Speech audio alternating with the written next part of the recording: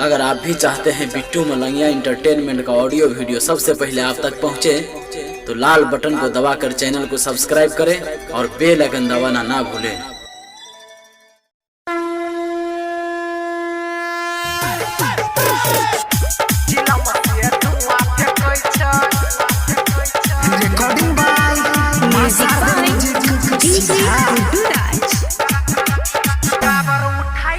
काबर उठाई के पावर बढ़ाई के सभे कावरिया चलै छै, चिलम से धुआं फेंकै छै, चिलम से धुआं फेंकै छै। हाँ, काबर उठाई के पावर बढ़ाई के सभे कावरिया चलै छै, चिलम से धुआं फेंकै छै, चिलम से धुआं फेंकै छै। डीजे गुड्डू बदुआनी अखन अपने सब सुन रहल छी बिट्टू मलंगिया एंटरटेनमेंट के।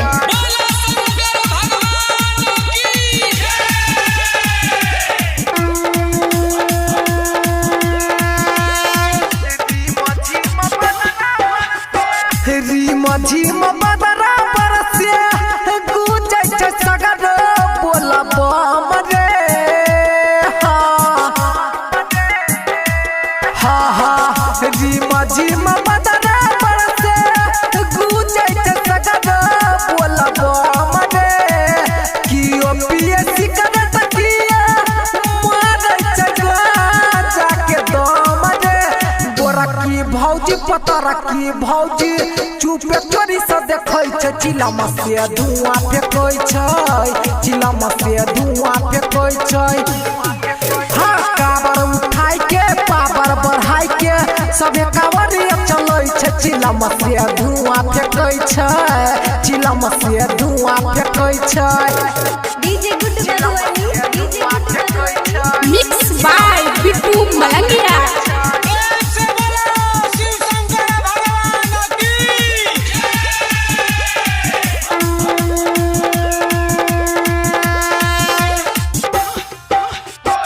चढ़ते सबन सब छौड़ा के मिल जाई छै आजादी।